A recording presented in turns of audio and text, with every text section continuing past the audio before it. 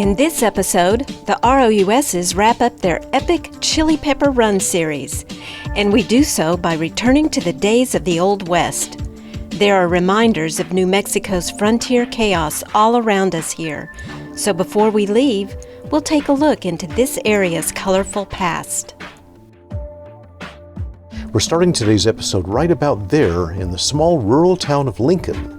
And over here, in this scenic valley, is the site of some of the American frontier's most violent history, a 4-year struggle that the nation's newspapers called the Lincoln County War.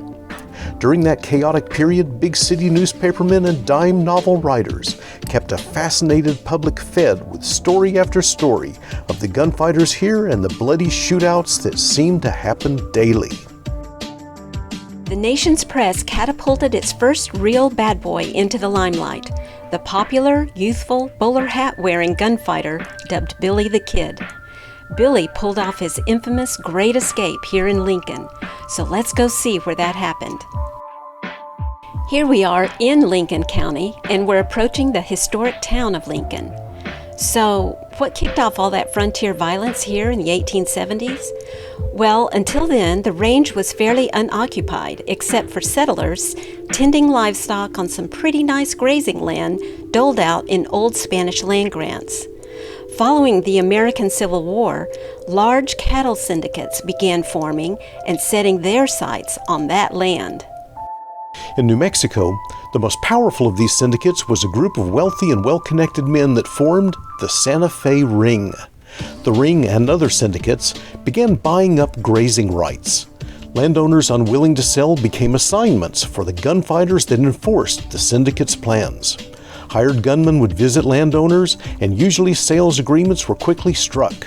And when local owners still resisted, they often just disappeared. These were not friendly negotiations. One such landowner was a popular resident named John Turnstall. He had a large ranch and employed many in Lincoln County.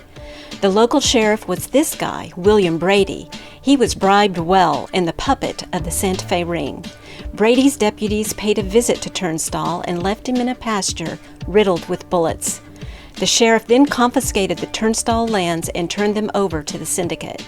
This outraged the residents of Lincoln County. Unfortunately for the Ring and Sheriff Brady, the Turnstall Ranch employed a young man named William Bonney. Bonney and other ranch hands organized and named themselves the Regulators. That's when the main street of Lincoln became one dangerous place.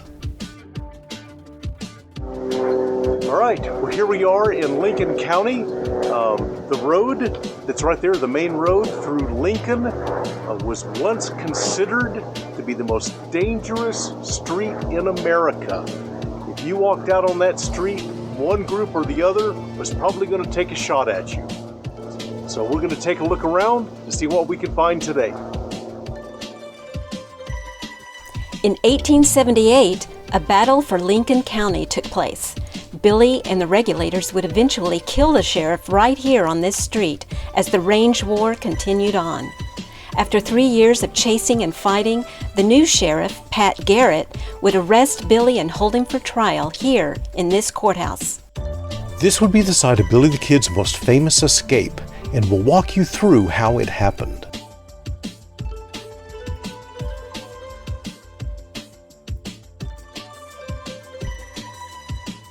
In this new courthouse, a jail cell had not yet been constructed, so they had Billy chained to the floor back in that corner by the window. Billy demanded a trip to the outhouse and somehow got his hands on a pistol. He fatally shot one deputy here on this staircase and retreated to this upstairs room. From this window, he shot and killed a second deputy that was running to the aid of the first deputy. William Bonney, the young outlaw and gunfighter, would be caught and killed by Sheriff Garrett just a few months later. It's fascinating that so much of that historic moment can be found intact in this old courthouse in Lincoln. And as we drove out of Lincoln County, we reflected on the long, brutal, unnecessary range war that was centered here in this small town. The record is murky when it comes to all the participants in this struggle. It's pretty much impossible to identify the good guys from the bad guys, but it's history, and history is often like that.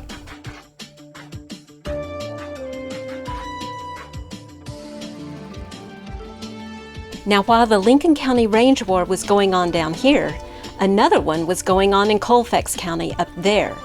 That's where we're headed now.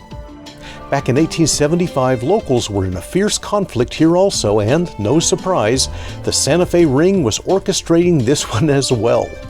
Again, this conflict centered around livestock grazing lands, established settlers, and well-financed cattle syndicates. And this violent struggle went on for a decade. It reached a peak in 1875 upon the murder of a local minister named Franklin Tolby. Tolby was a staunch critic of the syndicate's tactics, and his death ignited a firestorm. A local gunfighter took the side of the locals against the Santa Fe Ring. His name was Clay Allison, and he was known as the Shootist. Violence swept across the county, but seemed to be centered here in the town of Cimarron. And much of the conflict happened in a local hotel that is still standing today.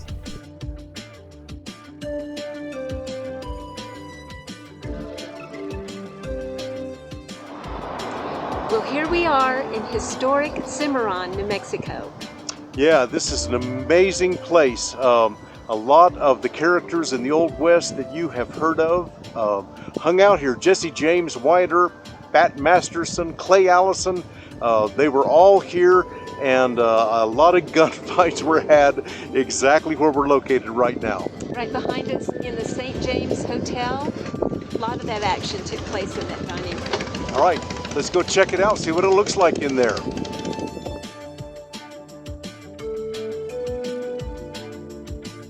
Yes, the list of Old West characters that spent time in the St. James Hotel is long and impressive.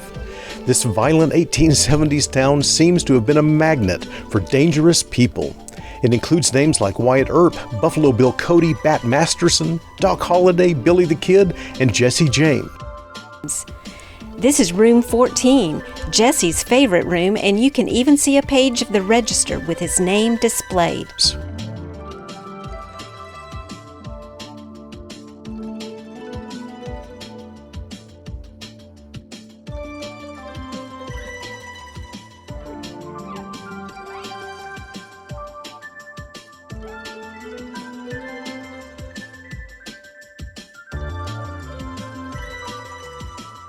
And here's the hotel's dining room with diners enjoying a peaceful lunch.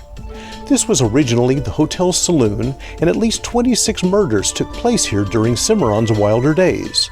When this room was renovated in 1901, carpenters counted more than 400 bullet holes in the room's ceiling.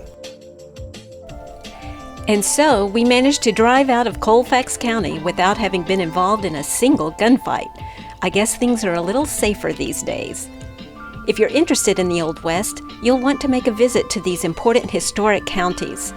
The state has done a great job in protecting these sites that played such a visible role in the settlement of the state and the nation. So now that the Chili Pepper series is ending, what's next? Well, the channel is headed to Southern California to seek out the underwater beauty of Catalina Island. There's a beautiful orange fish there that we want to observe firsthand. If you like this kind of content, please consider subscribing to our channel. We love having you come along with us on these little trips. So we're off to a kelp forest in California and hope to see you there.